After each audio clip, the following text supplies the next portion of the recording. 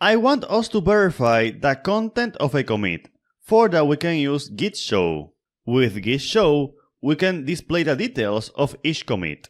For example, in the latest commit, we inserted 2 files.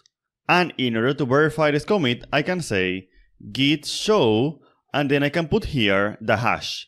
Remember that the hash is a unique identifier for each commit. In my case, I have the hash here, but if I didn't, I can see it using git log.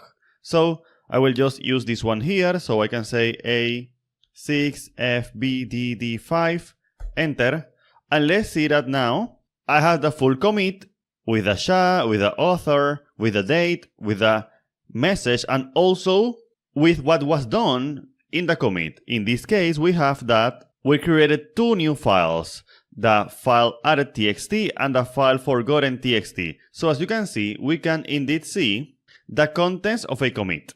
Now, what if I want to not use the SHA, but I want to display the contents of the latest commit? For that, we can use head. Remember that this is something that we have seen before. We have seen this head here. What is this head? Head is basically a pointer that points to where we are in the history of the repository. So basically, head refers to where we are. In this case, we are in this commit, and therefore I can say git show, and I can use either the SHA or I can use head. In my case, I will use head, enter, and you're going to see that it is basically the same, because head refers to where we are at the moment. In what commit are we? If I want to get the previous commit, I can say git show head ~1, enter, and as you can see, the previous commit was deleting the file test4.txt, and as you can see here, what we did was deleting a file, which was test4.txt. Now, this is for creating and deleting files. What about modifying files? What does that look like in a git show? Let's see an example. Let's come here to my Explorer, and I will choose file added, and I will say line 1, line 2, line 3. Alright, so I added 3 lines. Save. I want to do a git commit, so git commit -am. Remember the -a is going to add what is in the working directory into the staging area, and the m is for the message of the commit. So the message is going to be modifies file added, enter. Alright, so as you can see, by the way, we have 1 file change and 5 insertions. This file change is pretty self-explanatory, and these 5 insertions refers to the 5 lines of text that I added into this file. So 1, 2, 3, 4, 5. So 5 insertions. Now let's see the contents of this commit. Again, I can say git show and put the hash here, or I can say head, because this is the latest commit and this is where we are. Therefore, I can say git show head, and I will show the contents of the latest commit. So enter, and we're going to see that you can see that we have modified this file added text file, and also this is the content that we modified. So as you can see here, we can indeed see what we added into the file. So how did we modify it?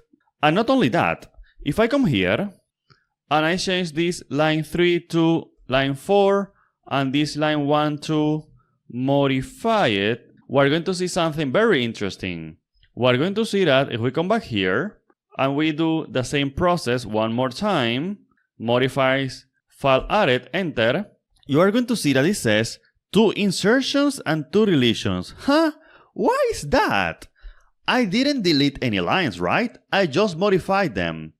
Actually, in Git standards, when I modify a line, it's like deleting that line and adding a new one. That is why it says 2 insertions, like 2 new lines, this one, and 2 deletions, the previous versions of those lines. So if we come here and we say git show head, enter, we're going to see that it says that this line 1 was deleted and line 1 modified was added. The same goes for line 3. Line 3 was deleted and we got a new line 4. And line 2, as you can see, it's blank because it was not modified. So it is important to realize that, just so that you know how to navigate these things, that green lines mean either new lines or modified lines, and red lines mean things that were deleted either because they were actually deleted or because they were modified. So this is the old version, in this case this is the old version, and this is the new version.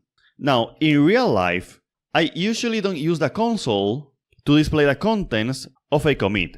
I usually use a tool like Visual Studio Code or Visual Studio or GitHub, but it is important to know that this exists. For now, we can continue.